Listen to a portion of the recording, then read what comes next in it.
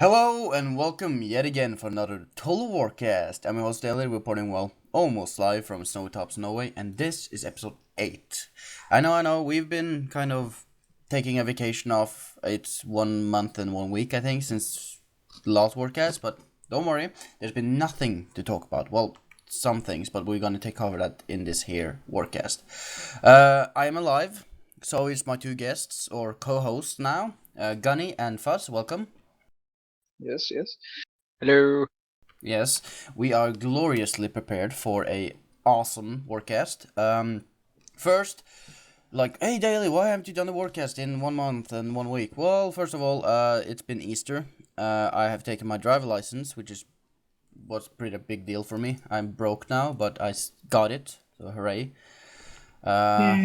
Yay! Thank you. I'm in debt, but I did it. Yeah, I have no money for food, but I got that little plastic card. It is really good. That's my excuse. It's not really a good one, but it's the best I can do. And plus, amidst all these 500 internal server errors, I think we all kind of took a vacation off DWC. Well, forcefully. We didn't decide it, but we were kind of forced to take a vacation. Anyhow, today on agenda we have actually on the main agenda is to talk about the two new factions, Egyptian and Parthia. Now everybody it's a little bit of time since they were announced, but we're gonna go in depth and try to talk a little bit more about them properly. Also, we're gonna do a quick introduction now. Gunny, do you want to kick it off with the first things? Besides the server errors, we also have a new Gamers Gazette. With Confederate Jeb having stacked his articles together to include both dailies and the newest issues of TWC's very own Other Game release. Yeah. I'm actually in there. It's great. Gamers Cassette. Our other games public. It's great. That it's. Well, what can I say? It's a great issue, to be honest, and it's a little bit delayed because writers off left and right. We have the server errors and we had the server transition, which has been kind of a failure so far. But that's nothing we could do with, and nothing that the other guys could have done anything better. They're doing great work. Ged and Squid is working their asses off to make this work. Next is the Teutoburg Panoramic, which which was released recently, very recently. It is even bigger than the Carthage one, and it is huge, and you can see little Romans and little barbarians fighting, and it is really fun to watch it. It's glorious. Yeah, even though I like the Carthage one because I don't know, the city and all that, it just fit better, but this one is really fun to watch as well. Next is Total War Arena has been announced, an upcoming free-to-play game, which major focus is on multiplayer. It will give you, I think it's 10 versus 10 combat, but instead of you controlling an army, you control 3 units, and the unit number and all depending on what kind of unit you have. So I think it will be like, well, I don't know. What do you guys think about it, Total War Arena? Well, I mean, it's following some of the same, like Dota 2 and such, with all that MOBA style. So I assume that it's going to be similar in terms of gameplay mechanics to stuff like Dota and such. I agree. It's it will probably be along similar lines as Dota and League of Legends and Heroes of Newerth. There's probably I don't like MOBA games myself. I can never get into them, but Me neither. I think the major reason why is the infamous communities that surround MOBA games and how hard they are. And with Total War Arena, I think it's like I personally I don't like it, but the only redeeming quality is that it will have a completely fresh community that will probably, hopefully, be nice and not make you want to cry at night. So, and I'm totally not speaking from personal experience here. But Oh This yeah. so I it's a weird ambivalent feeling I have for it. So Mm. yeah. I kind of have to agree with you when you bring it up. Is that it kind of these free to play games, it seems, and especially these like MOBA games attract just the most horrible persons ever. No offense to the people who on Total Warcast who plays MOBA games, but you have to agree that there's a lot of horrible persons on there who just it's just so much slandering. There's no good community at all. I think I already brought this up in another Total Warcast. It's so bad. Um, To not outright insult them all, like, because I don't want to do that. I think it's not so much that it's the community is just horrible because the people are horrible. I think it's because you have set rules and set play styles and how you play and how to play and how to win, and if you diverge from those, it's not looked upon kindly. It's sort of like, you know, medieval Europe. You're not quite innovative. You all follow. I mean, I think it's that when you join it, people already know this rigid type of order to the game. Yeah, so I wouldn't say it's more the people are horrible as opposed to there's just a way to play, and if you diverge from that, people don't like it. you're way more diplomatic than I am. Like I just said horrible people. Yeah, that's it. Yeah, move away. That's it. And you're like, oh no. We don't want to say everyone is a They're a horrible product person. of their environment. Yeah, there you go. Gonna finish that off. Now let's hop into the main part of the podcast, which is the two new factions announced, which is Egypt and Parthia. Yeah, we're gonna deal with the Egyptian faction first, and luckily we have gotten help from the Wonder Boy, Irish Wonder Boy of us, and he has done a great job of compiling questions that we will discuss. Now, first one: discuss Egypt as a faction choice. Now that's a pretty standard question, but it's a good introduction. Now, Egypt in Rome 2. Well, it was in Rome 2. No, Rome 1, I mean, sorry. And so it kind of transpires into becoming in Rome 2 as well, since it was maybe one of the major powers during this time period. I think Oh, that's a natural answer to that. it was like one of the three main successor states from Hey, Alexander wake that up. everybody knows about, the other two being Seleucia and Macedonia. But they're definitely a major land and naval power. I mean, the Battle of Raphia, if Rome 2 does begin on the year I'm thinking it's going to begin, which is somewhere in the 270s BCE, the Battle of Raphia is going to take place during one of those years. I think it's 270. It was a decisive victory for the Ptolemaic dynasty of Egypt over the Seleucids. So they were definitely not to be trifled with, and it's for that reason why they lasted the longest out of all these successor states. Hmm. Well, discounting the eastern ones, which never really came into contact. Yeah, I can't compete with that. Egypt has a particular legacy with the community stemming from Rome 1. Discuss the perceived differences between Egypt in Rome 1 and to Egypt in Rome 2. Now, this is something that I've gotten initial feelings from, was that Egypt in Rome 1 was kind of this fantasy faction. Pharaohs and Yeah, like kind of, chariots yeah, and it was basically like kind of like Dragonborn mod for Medieval 2. But it seems that they're trying to make a more of a serious faction this time around. It seems that they're gonna take it, not like, I'm not saying historically accurate, but it seems that they're gonna try to make a more of a believable and interesting faction this time around. I'm not sure if you guys have gotten the same feeling, but that's at least what I feel. Oh yeah, I I, definitely feel that. Oh, sorry, I was going to say the exact same thing. It just seems more Ptolemaic than Pharaohic Mm. in the preview. You do have native infantry. You do have like Egyptian people wielding weaponry, but they're wielding what would be Greek weaponry, the sarissa and the small sheep pelta.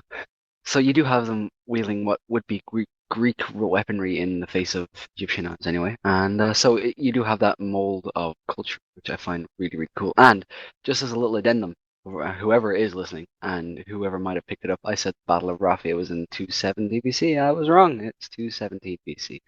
So I got my numbers wrong. That is, well, I did notice, so I think that's alright since I'm your boss. Darn fuzz. Yeah. I'm sorry. That head of yours. Let's restart the contains so much. podcast, guys. Let's do it. Yeah. Let's just delete everything and just start over. Yep. Okay. Stop. Welcome to the. Stop the presses.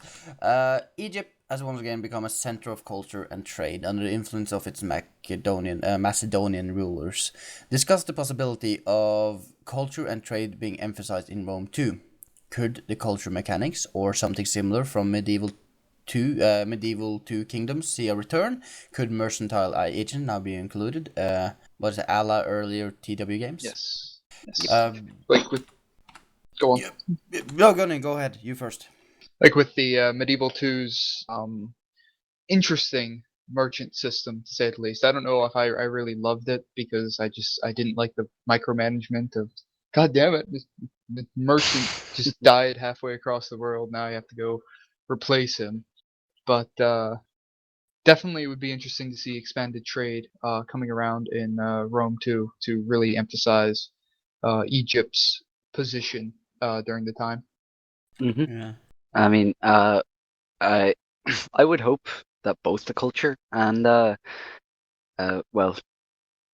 trade mechanics would be included, be expanded upon, I should say, because, well, first of all, like the ancient world is all about diverse cultures, so it would just be a shame for CA to leave out such a like opportunity to expand upon what is going to be a highly anticipated sequel, and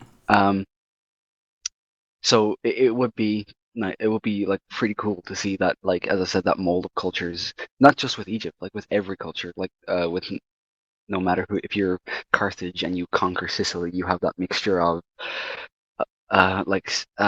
Greek and Carthaginian and Mamertine and all that, like, just expanse of different peoples and everything. Anyway, as for the agents, I do hope, like, definitely that they expand upon trade, especially with Egypt. Egypt was a key player, especially for Rome, as like its major grain importer. So I do hope we see an expansion on that. Perhaps, like, you never know, like even trading certain commodities. So like you exclusively get grain from Egypt, but you pay a high sum for it because it's valuable grain and it will feed your people for quite a bit and make them satisfied. So I do hope that trade, maybe not as expansive as that. I mean, I'd love that, but like I do hope it is expanded upon, certainly in Rome too. Yeah, that's something I'm hoping for as well. Is the we had the food system in Shogun 2. I think that this should be a little bit elaborated in Rome 2, making it actually more a tactical viability. For example, with your huge nation, you actually have to either have huge farm complexes in your, you like concentrate on making food for some sort of in some sort of your land, and then having those trade nodes open. Now, for example, let's say that it get blocked off, and suddenly, oh no, people are starving. Oh no, people are rioting. What are we going to do? And then stuff like that, and that would be open up a different realm of tactical opportunities, especially in maybe a co-op game if they may have that. Have they confirmed it, or is it still a little bit about the co-op? I think they will have a co-op. I'm not sure. Well, I don't think they've mentioned anything about co-op, but if any of the other games or anything to go by, it will be in there. Yeah. We'll see. Well, it worked fine in Shogun 2, even though it has had a lot of bugs. So yeah. Bugs. Yeah. Bugs. Continuing on. Now, also something to look forward to in the games is the Egyptian architecture, with their long engineering tradition of great temple and monument building. Now, that could possibly maybe see return of construction trees that are specific to them and only them. I hope so. That was one of the great things, like, about earlier Total War games, was how they weren't truly unique. Like there wasn't individual building per individual tree, but it was it just had a sense of, especially in Rome, more so than any other game in the series, that like when you built a building, it reflected the culture you were playing, And I do feel that was lost in medieval and then beyond this, and then especially as Empire came about, and they start using Warscape when buildings seemed uniform, apart from over in the New World. So I do hope that there is a nice diversity in architecture, because it really makes it's not only it not only would make a great feature of the game. I mean, it would not only make a great feature of the game, but it's such a great feature of ancient history in general. How as I said earlier on, how diverse it all is. So if any way if it's any way reflected in Rome 2, I mean, because let's face it, the graphics are going to be stellar. It's going to be like just taking a virtual tour through a historical city, which will be just amazing. I agree, and it's that's something I really want to back as well. Is view your city in Rome as you had in Rome. You could just after you built it up and you could see how it progressed. That would actually be pretty cool if that returned. That would be amazing too. See, that's what I'd love, but I mean, I wouldn't enjoy it if they only implemented it for like certain cities, like say Rome and Carthage and Alexandria and all those other cities. I wouldn't like that. Well, maybe I would. It would be better than nothing, admittedly, but it just I seems understand like what you mean, but it's more fun to watch a city that you built up on your own. Just you can check it out and just, oh my god, I built this. This is my city, and I'm going to hold it against everyone. It's like nobody's going to breach his walls. It's gonna be epic. Ah, God, I'm getting excited. I promised myself I wouldn't get excited, but when we started to discuss it, it's like, oh my God. Well, at least, moving on. Egypt, while culturally rich, is described as a tense place. Greek military units are garrisoned in the former Egyptian homeland, and veterans are settling throughout. Could this be an allusion to a high revolt risk in Egypt? I think it might be. I think that this cultural thing is going to. I hope. It seems all the tips and hints are looking at a cultural thing. That culture might be implemented as a gameplay mechanic. is that you have so you have like that tense relation between the conquering Greeks and the native Egyptians and others, but it would also be it may also be a chance for like to allow both cultures to over time adapt to one another and then like merge in some way, like to use a weird word, but like just to coexist at least peacefully. So as I was saying, it would make sense that the Egyptians would be naturally hostile. It was in history, not like wide scale rebellion, but it was a general feeling of resentment nonetheless. So it, if CA were to implement it, in my eyes, it would make sense and make for a more challenging game, because you already have you have a wealth of resources. You have gold mines in the south, possibly, like it's just basing off geography here, nothing else. You might have gold mines in the south. You have excellent grain in the Nile Valley because of, well, the Nile. So you would have all these bonuses going for you, that to have a challenge as Egypt would be quite nice. Yeah, that actually is something that might be possible. Of course, we are being very optimistic and we're hoping for things. So this might not be implemented. I think that it. Oh God! Imagine modding. You know, if that was just as free as it was in other games. The days of yore. Yeah. Oh well, we can dream. But yeah, that is something would be actually appropriate for a nation as Egypt, because if you see on the wiki, you can see that it seems that Egypt starts out like 5, 6 regions, which is a lot. And instead of you, for example, Rome, one of those families, you start out with 3. Parthia starts out with 1. Same with the other smaller barbarian faction. Well, not barbarian, but northern Europe factions. And so it seems that you're going to start out with the powerhouse, but you're going to start with more struggle inside than outside, maybe. So that would make sense, yeah. But at least now let's move into the units. Now this is really important as well, because we're going to have battles and we're going to have people dying, well, tens of thousands of people are going to die. Luckily, it's not in real life, it's in a video game. If not, it would be very unpleasant. But at least, Egypt's land forces are described as advanced and balanced, utilizing spear and pike alongside skilled swordsmen, scythe chariots, and more exotic units such as African war elephants. Discuss, that is us, what units in particular you would like to see. Now, what do we want to see? Okay, first you go ahead. I don't know what I want. I don't know about Egypt. As the history nerd that I am, I would strive for historical accuracy, but in giving that, I also happen to be a realist. The units that I would like to see that like CA could implement.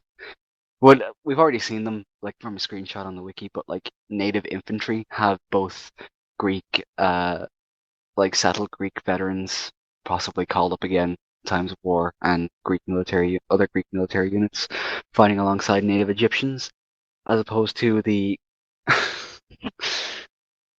the lineup that was in Rome 1, which was amazing, but for all the wrong reasons. And so in units in particular, I'm really not sure. I mean, you would have like the royal guard of the pharaoh, the Ptolemies. So that would be really awesome to see how CA implements that into the game. But there's also like mercenaries that the Egyptians have the possibility to hire. Like you never know. Maybe there could be Nubians, which like from the very south, who could look vastly different to both the Greeks and the Egyptians. You could also have the Galatians, like the famous Galatians, fighting alongside the the phalanx infantry in a more, well, Celtic style of warfare. But then you would have like the cavalry. You would have like the companions, or what would be probably called the companions anyway. Stuff like excuse me. It'd be stuff like those, like just I'm kind of gushing. I'm kind of gushing and lost for words because Just talk. But like it'd be units like that, like the royal guard of the pharaoh, the elite cavalry that he can field, such as the companions that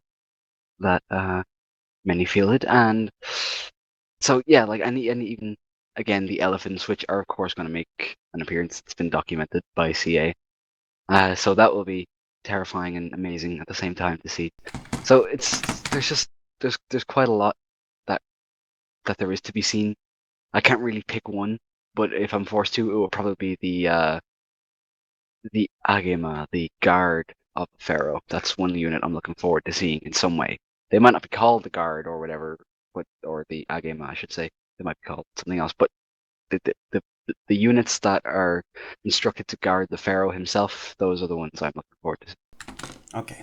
Gunny?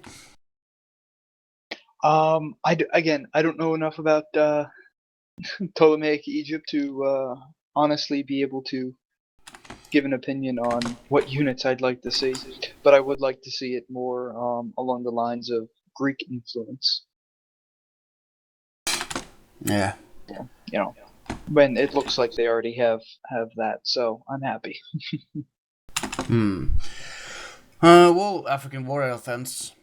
That. Enough said. Yeah, that's like walking past. Like I can't imagine that. Like a group of African war elephants just trudging through a very tightly packed, like archery unit. I know this is really off ball, but consider like just like for tactics' sake, for like when you're fighting the actual battles, I wonder, do you guys think it's possible that CA might implement a way to counter elephants, like the way like Scipio Africanus did in the Battle of Zama, where he spread out his ranks to allow the elephants to pass through before blowing horns at them and to basically send them into anarchy and then charge them upon Hannibal's line. So stuff like that. Do you guys think that that might be possible? That might make an appearance in Rome 2 as a countermeasure to elephants, as opposed to hurling javelins at them, which was the effective way in Rome 1. I don't think I have thought about measures that are specifically aimed for elephants. I think it's more about maybe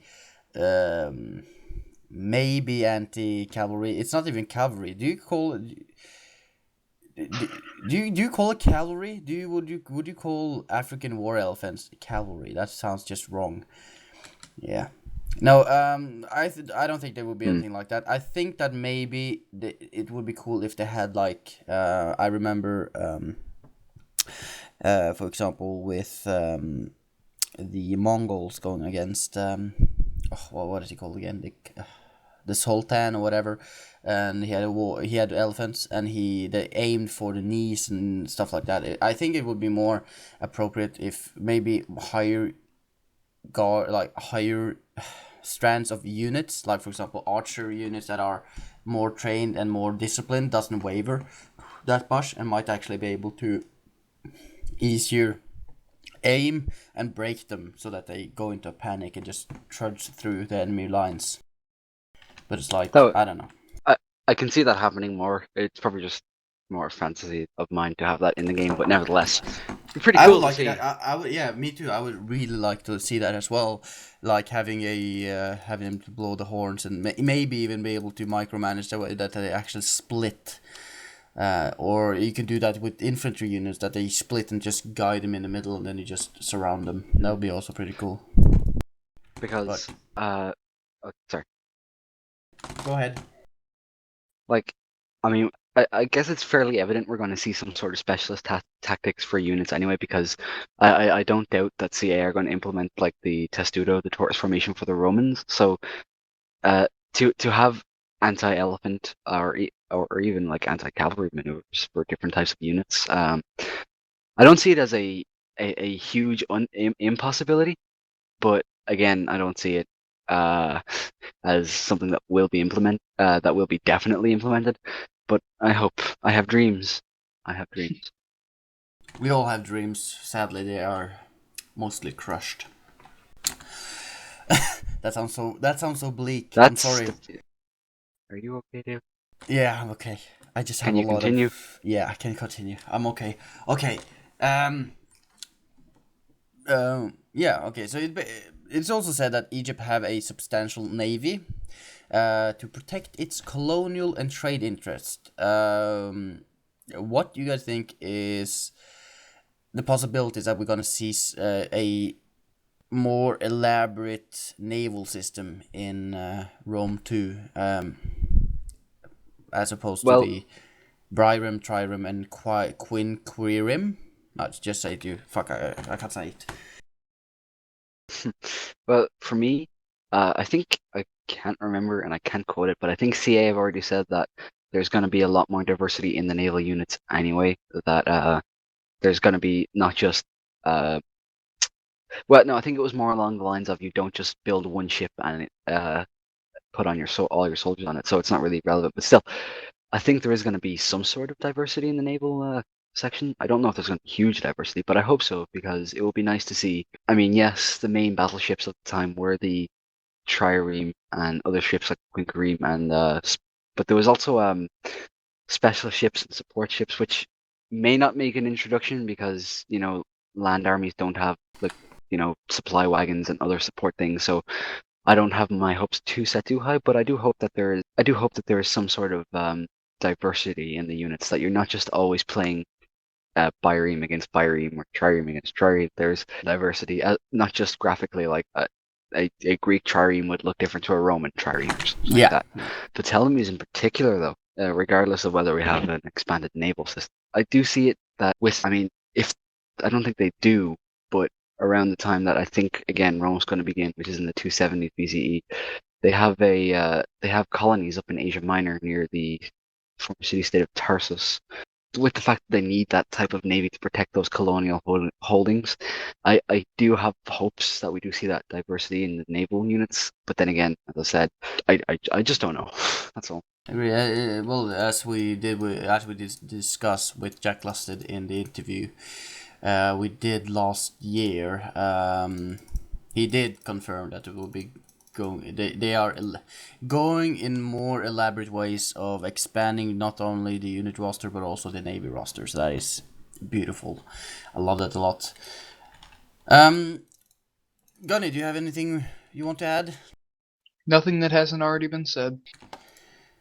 Yeah, Fuss is just just covering everything, every point. That is really good. The rules of Egypt are considered power-hungry opportunists, and that their new dynasty has the possibility to expand its authority and influence further. This is arguably the second mention of a dynastic system in-game beyond Rome itself. I don't know. Fuss, do you want to elaborate on that? This is your... Sure, okay. That was your thing. The way I've written the script should have had Parthia first as opposed to Egypt, but however. The mention of dynasties that CA are pushing for Rome too, it wasn't really expanded upon in up until about Parthia. Egypt is the second mention or second hinting that there is a in-game dynastic system, and that it's not simply Rome. There is not just Roman families. There is also dynastic families in, like, say, Egypt and Parthia, which has also been said. So that's what I mean by that. Okay, cool. What would you think of the possibilities of different dynasties, different nations? Well, I would look at it as highly possible, as you just strongly pointed out. It's when you say it like that. I think it. With dynasties, you mean like families, like, right? Yeah, like you have modern day dynasties like the House of Habsburg, or which is not really modern day, but the House of Bourbon. There we go. That's another one. Stuff like that, but in an ancient perspective. So you would have the Lagades or the Ptolemaic dynasty in Egypt. You would have the Arsacid dynasty of Parthia. You would have the Julio-Claudians of Rome, very famous dynasty. Stuff like that. Like old powerful family. That is basically your.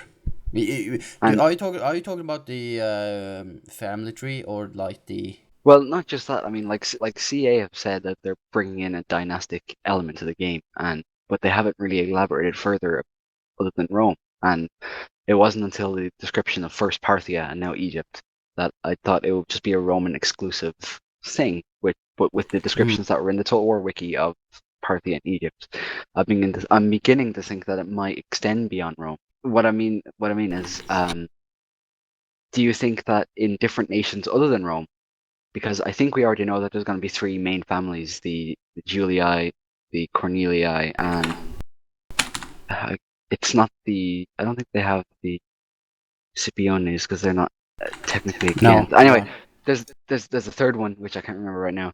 Anyway, so what I mean by this is, do you think there are different dynasties in different nations as opposed to the leading ones? Like in Egypt, the Ptolemaic dynasty rules. In the Seleucid Empire, I think the that Seleucid would be... dynasty rules. But do you think there's others that might displace those dynasties in different nations? I gotta say that I hope so, because Crusader Kings 2 has really spoiled me. That's what I'm hoping, that it's heavily CK2 influenced. Well, not heavily, but you know. Yeah. No, I hope it's heavily CK. Yeah, we had this discussion before, Gunny. Goddamn. But it would add an amazing element to the game, because for nations such as First Macedonia, the Seleucid Empire, the Ptolemaic dynasty, the Ptolemaic kingdom, dynasties have been ruling there much longer than in Rome. So you would have, like, Rome begins the game as a republic, which only has families which can be influential, but not like the ruling family. Arguably, but anyway, what I was going to say, what I'm getting at is that Rome's idea of leading imperial families doesn't come about until the ascension of Augustus, when he was declared Augustus by the Senate. So So, but other nations have these dynasties much earlier than Rome. So you would have a more not monarchic maybe, but like you would have a much more dynastic game earlier on with other Yeah. nations. But it would be kind of not repetitive, but it would be a little disappointing just to have one regal family for different nations, while Rome has three. So that's why I'm hoping that there's different royal families for different nations. So besides the like in Epirus, if Epirus was ever made a playable faction, you would have, or not even a better one, like Sparta, which had two kings from two different dynasties, stuff like that. So yeah, I'm rambling kind of now, but still, You are, but it's hopefully fine. It's fine. This is exactly what I want, so it's really good. To be honest, do I want it? Sure, it would add a new dimension to the game. Absolutely. If it will be in it, as you said, you're a realist. Maybe not, to be honest. Yeah. But we are hopeful. We've been talking for quite some time, I think. So I think we should move into Parthia faction.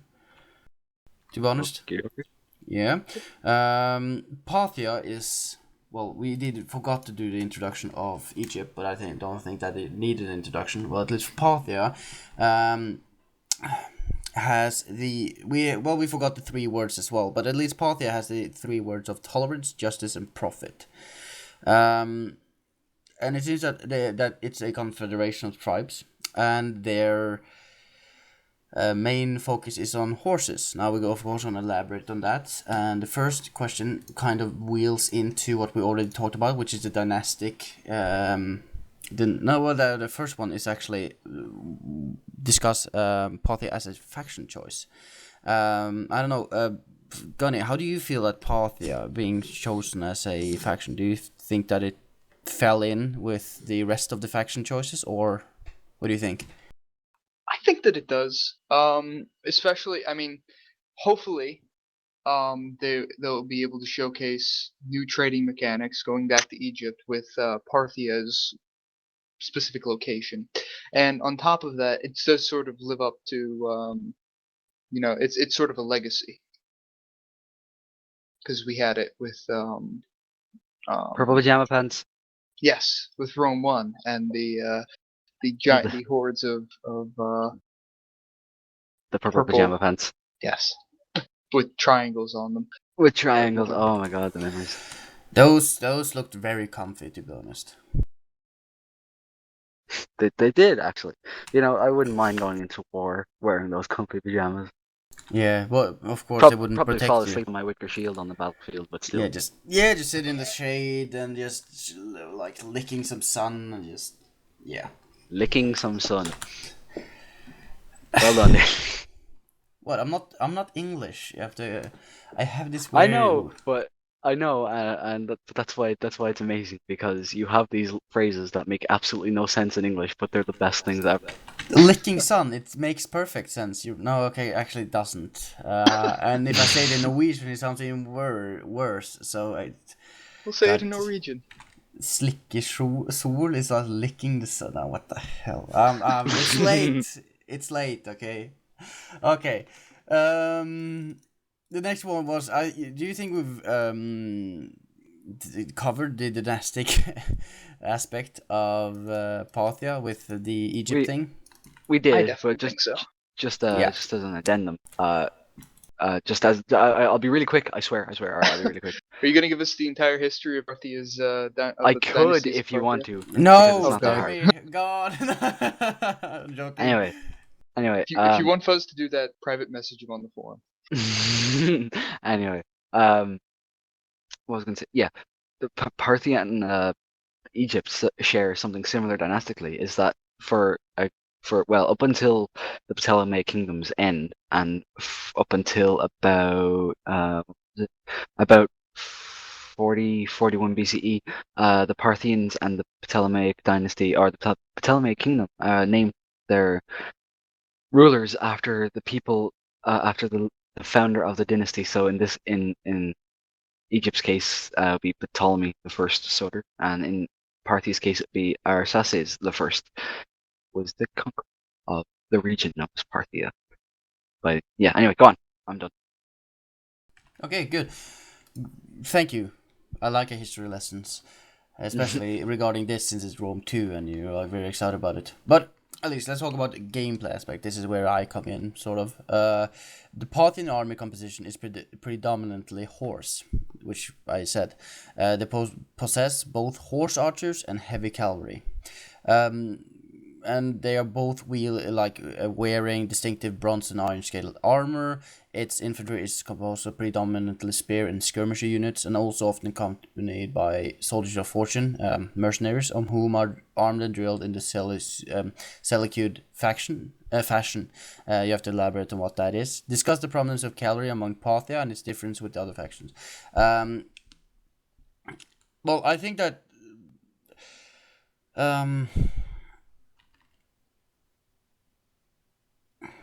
I think actually Parthia is going to be a very fun faction to play. If you start out as Rome, for example, or one of the other factions, I think you're going to be very infantry based. I think you're going to do very standard tactics. I think your cavalry is just going to be a kind of a little bit plus bonus in your army. It's just going to be helpful. It's going to be flanking maneuvers. It's not going to be like a heavy. But I think with Parthia, you have horse archers and heavy cavalry, which is going to be going to change your gameplay considerably, especially with the heavy cavalry just pouncing in and just crushing the opposition. I think it's going to be a huge difference. And I actually am looking very forward. I actually like cavalry a lot, so I might actually go Parthia as the first faction to play. I don't know. What do you guys think? I love the difference because again, Parthia were a nomadic tribe. Well, the Parni were a nomadic tribe who conquered Parthia before settling, so it makes perfect sense for them to be skilled horsemen. And their infantry being composed of spear and skirmisher units, that makes sense too. Parthian infantry wasn't the most renowned. I mean, it wasn't Parthian infantry that won the Battle of Carrhae, for example. So, to have them being accompanied by Seleucid style soldiers makes a lot of sense. Considering most Eastern were the effective. Anyway, so the prominence of cavalry among Parthia is like a no-brainer. I mean, you think of if you think Parthia, you should think of cavalry because they were, let's just say, they were very, very good at it. They knew a horse's head from its ass. Well, that's always important when you're riding one. But I am hoping that a lot of their infantry is going to be very, very expensive too. Oh yeah, especially if they're. I mean, I can understand their native infantry being cheap Peasants, but very, very weak. But any sort of Seleucid style guys should be expensive mercenaries. Should cost a lot to maintain. But it will probably be worth it to maintain that army. Plus, you're gonna have, in terms of defense, your horse. If you have a horse army, it's gonna be a lot easier to defend your territories because you can easily move your army around. But the problem is, of course, if you are being attacked, you're probably on the defensive and you're probably inside a city, and horses doesn't exactly help you there so much. If you sally out and stuff like that. But yeah, it looks really. I'm actually looking very forward to what I've seen of Parthia so far and what they talk about. But should we move into the economy-based stuff here? Sure. Yes. Okay, Parthia's economy is said to be based on a noble elite and their possession of key areas of agriculture, farming and such. Discuss the possibility of different economic structure for different factions. For example, could Rome's economy be based off of a popular taxation, while Parthia is the agriculture one? Now, I think I hope this is the case. Like we said, this is very, very much wish thinking. For example, I want to see Rome being, very different from other factions. I don't want to go for the same strategy as I did with, for example, Shogun 2. Even though, I hope that the strategy will differ a lot more than it did in Shogun 2, even though Shogun 2 was a lot smaller scope than what Rome 2 is going to be. That is what I hope for. So yes, I hope that it will be like that, but the possibility of it, still a little bit minor. This is of course a minor point. This is not like huge, like the dynasties and stuff like that. I don't think it's gonna be, but I'm hoping for it. I don't know. What do you guys think of the possibilities? For me, sorry, Gunny. Go on. Alrighty. Well, for me, I'd actually disagree a little. I think economy is a huge bit of the game because if you don't manage your economy well, you don't have an army essentially. No, That's no, how no, no. I Total War mean, games go. this is not that it's less important. What I'm saying is this is uh, more likely to be implemented than, for example, the dynasty ones. Dynasty thing we talked about. Oh, okay. Well, as like the idea of having different economic systems for different factions, yeah, it's probably too high of a dream, but it's as I said, man can dream. Anyway, I like I mean, I wrote the question, so I'd love to see that in the game, but um so I would love to see different types of economic structures for different factions because it was like that. For example, if you were if you were the head of the Seleucid Empire, you would collect tribute from the various cities that you governed, while Rome was very much about taxation of the individual as opposed to, well, often the individual collected into it. Anyway, I'm not going to go into it because I've taken up too much time. Anyway, um, so I would love to see it, but again, like, while I think the dynasty thing might happen, I don't think this is going to happen. But if it did, I would just like die and go to heaven, probably. Essentially, we all want the perfect Total War game. We do. Yeah, we want an epic game, and I think everyone wants that. So hopefully we can get an interview with CS. We can grill them for some answers. We will see how that goes. At least. Now we're gonna talk about Parthia's location, which is directly upon the emerging Silk Road, which is a huge trade road stretching all the way to China. Allowing trade to flow, while it also enables its agent to move easily throughout the ancient world. What is the possibilities that we have historical trade routes such as the aforementioned Silk Road, the Amber Road, the King's Highway, etc., making an appearance in this game? I think it will be. This is actually something that is really something that I've always talked about a lot. It's the trade nodes, the resources. For example, with the iron and securing stuff that makes your units a little bit better, stuff like that. I think that would be. This is of course wishful thinking. This is not something that will be implemented for what we know. This is what I want. And I think for example, with the Silk Road, the Ram Road, and King's Highway should be implemented in the way that you can secure it and you will get more funds or bonuses. I think that would be appropriate, in my opinion. But we'll see. I don't know. What do you guys think? I agree completely because Agreed. like the Silk Road, evidently, even though it's just emerging in ancient times, it's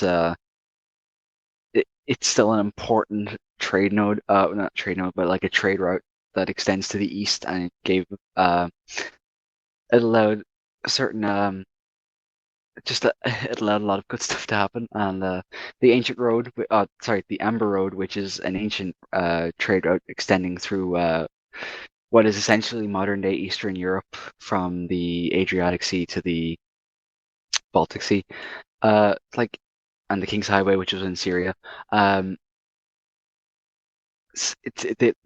Each of them, like each of the ones I just mentioned, were like vitally important in for land trade in the ancient world, and I don't see, maybe not the Amber Road, the King's Highway, other trade nodes such as that, but a trade route such as that, but definitely major trade routes like the Silk Road, I think, should and probably will make an appearance because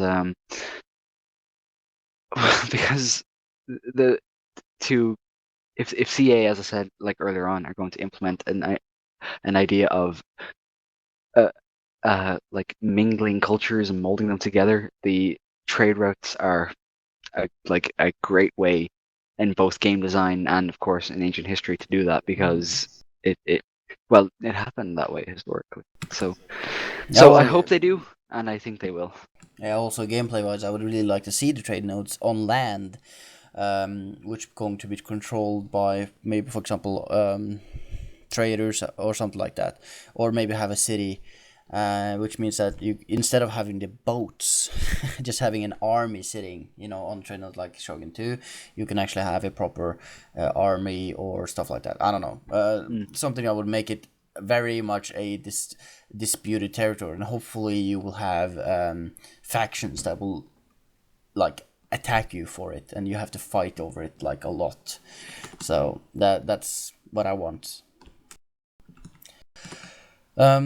Moving on, alongside Parthia's capacity for trade and its cultural strength, they also appear to possess a degree of toleration of cultures other than their own, which eases conquest of new territory. Parthia also possess an aversion to slavery due to their Zoroastrian beliefs. You have to tell me what that is, which is described as detrimental to both the economy and to public order. These are apparent, as you've written here first, bonuses and pluses in the faction. Now the question is, as they say, I think it's going to be implemented, as they said in the wiki. So I'm not really sure if it's 100%, but it seems that way.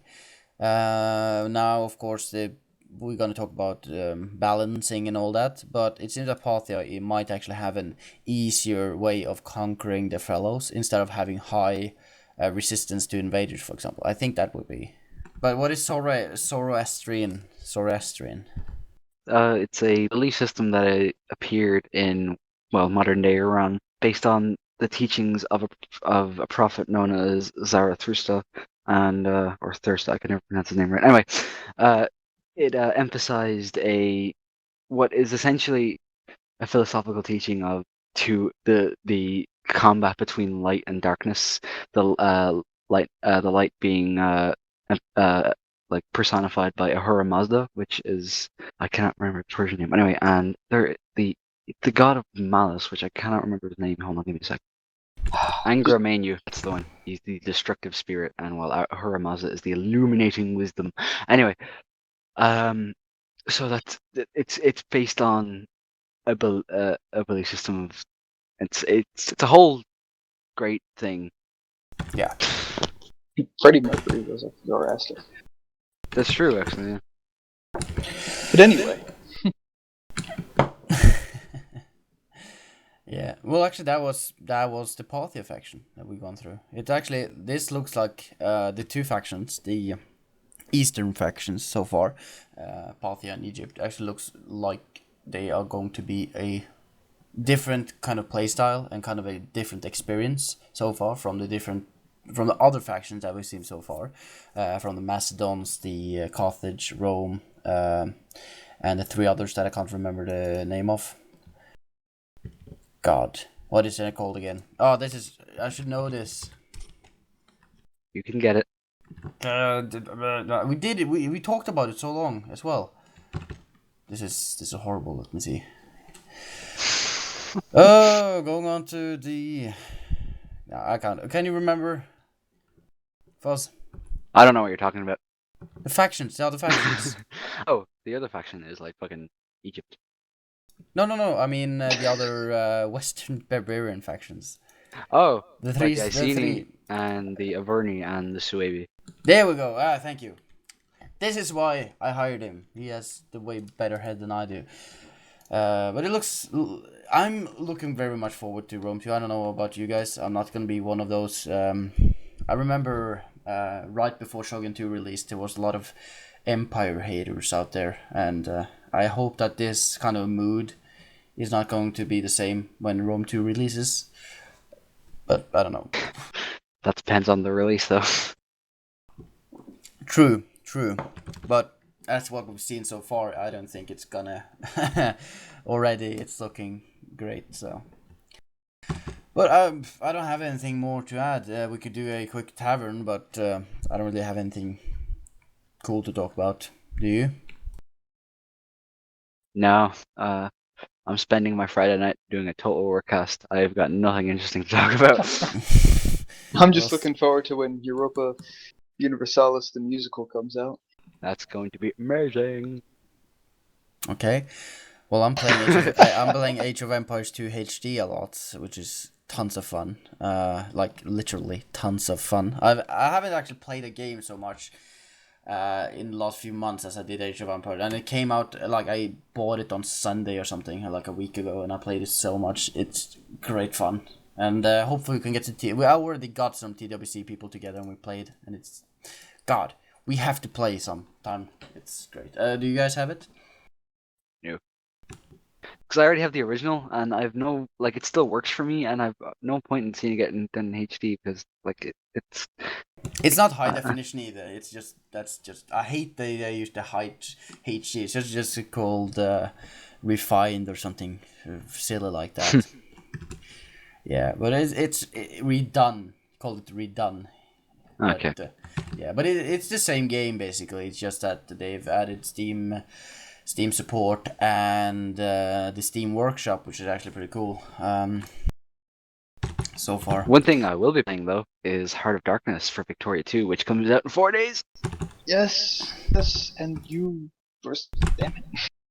I told you when it was out. I asked you, Buzz, like a week ago when it was coming out. And I told you. No, you did not.